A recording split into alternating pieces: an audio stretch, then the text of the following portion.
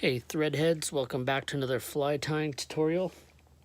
Today we're going to be tying a simple little chironomid pattern that I call the East Pit chironomid, and it's a fairly simple little fly to tie, but the way that I color up the body is I just use a base of white thread and use a few markers just to kind of color that up and then put a protective coating over top. So let's get to it. Put a fresh hook in the vise. So today we're going to be using a Firehole 315 and I'm going to be tying on a number 12. So I've been trying to keep most of my hooks barbless here, but if you want to use a barbed alternative, feel free to go ahead. So I'm just going to put a tungsten bead on here. This is a 4.0 millimeter tungsten bead and on the size 12. So we're going to push that back first. We're going to take some 6/0 white uni thread and we'll just start by putting a quick little base layer of thread on there.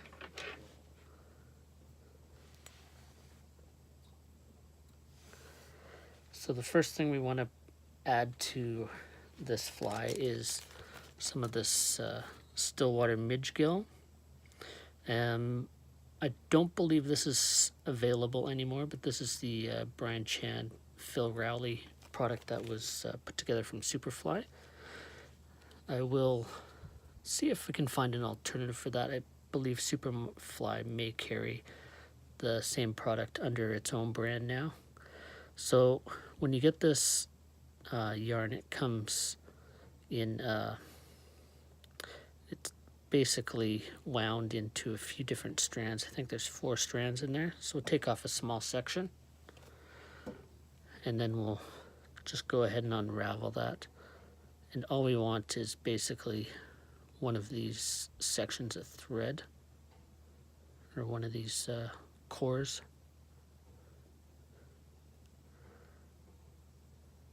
So I'll put the other ones aside and we'll use those for flies later on. So that's about all we need for most sizes of flies. If you're tying them really big, you might want to use 2 or just double that over. So what we'll do here is we're just going to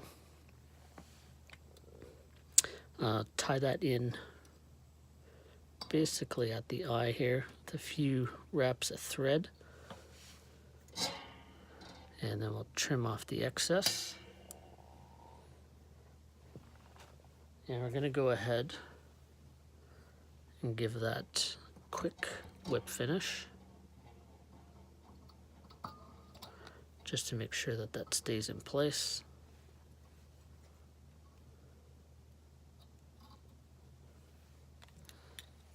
And then we're going to push this bead forward, just make sure we go over top.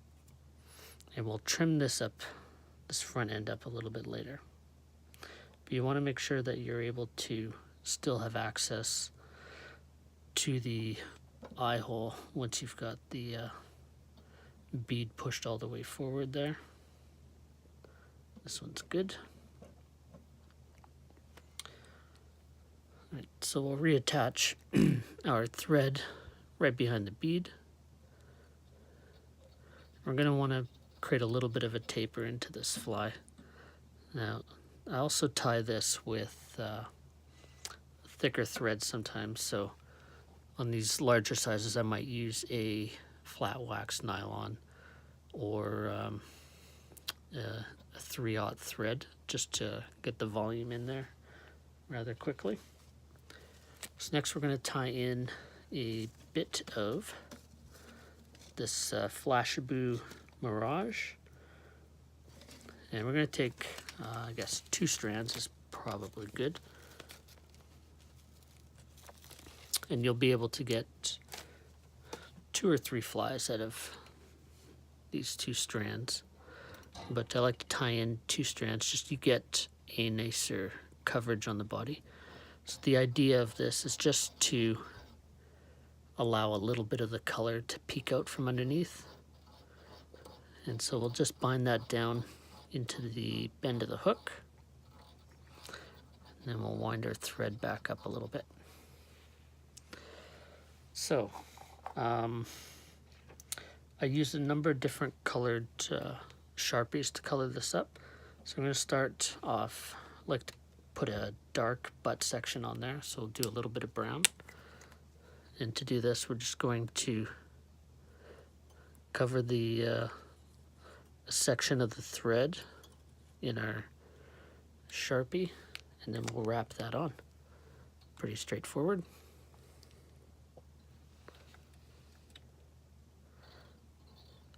And again, if you have a larger thread, you can kind of cover this shank a little bit quicker. All right, that looks pretty good. And then we'll go into our next color. So I'm going to blend into that a little bit of red.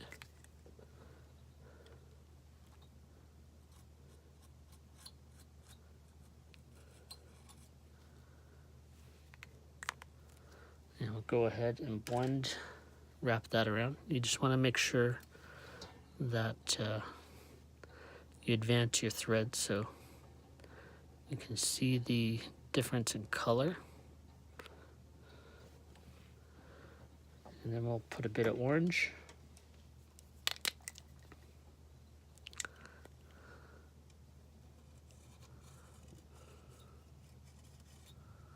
And I like to do a little bit of color on each side of the thread just to make sure it gets covered.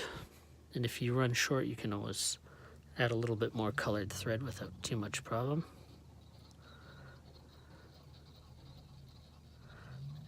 And I don't mind going back a little bit just to kind of give a more natural transition to that color.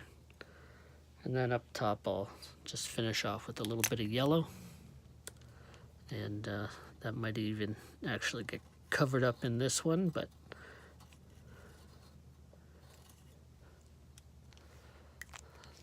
don't mind having a little bit of lighter color on the fly there, just to give a bit of an illusion of gases trapped in there and just some natural looking variation. All right, that's not too bad. So we'll just add a half hitch in here. So next we're going to take both of our strands of mirror flash, and we're just going to slowly wrap that up. And we're going to keep a little bit of a space in between, just so some of that color that we added hangs on. And then we'll bind that down right behind the bead.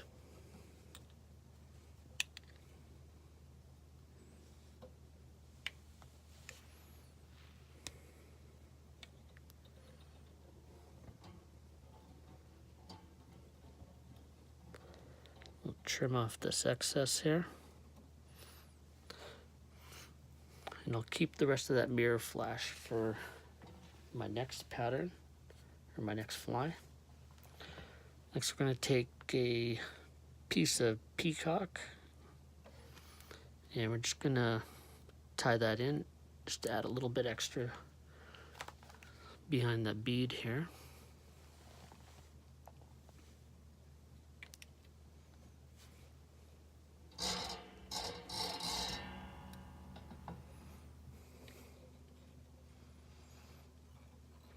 So just tie that peacock in, and I don't mind adding a half hitch just for durability. Don't want stuff slipping away on us. And we'll give that a few wraps. And we'll tie that in right behind the bead.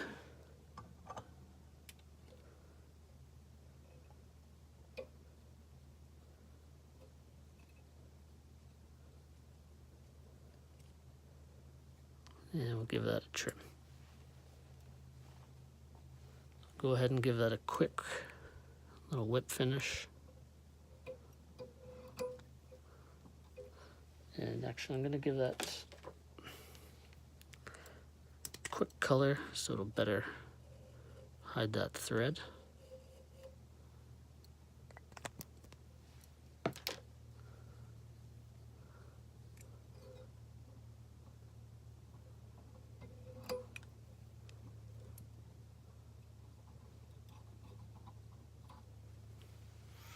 All right, just a couple more steps left on this fly. So first thing we're going to do is we're just going to take a little bit of bone dry and we're going to carefully just coat the body of that fly. That'll give it a little bit more durability, and it will lock in the color there as well. It also adds, kind of brings out the color of the marker, the sharpie in there as well. So we just had a little bit of that solar res flowing down to the hook. Just wipe that off. Give that a quick zap.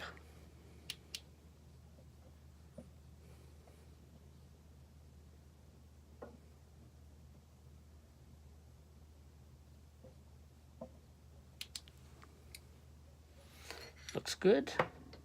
And the last thing we want to do on there is just kind of trim up those breathers or the gills. So we'll just come in here. I like to normally make mine just a little past the eye of the hook. We'll give it a nice crisp cut. If it's a little bit rough, I don't mind that either, just for the natural look of it. And there you go, there's my East Pit Chironomid.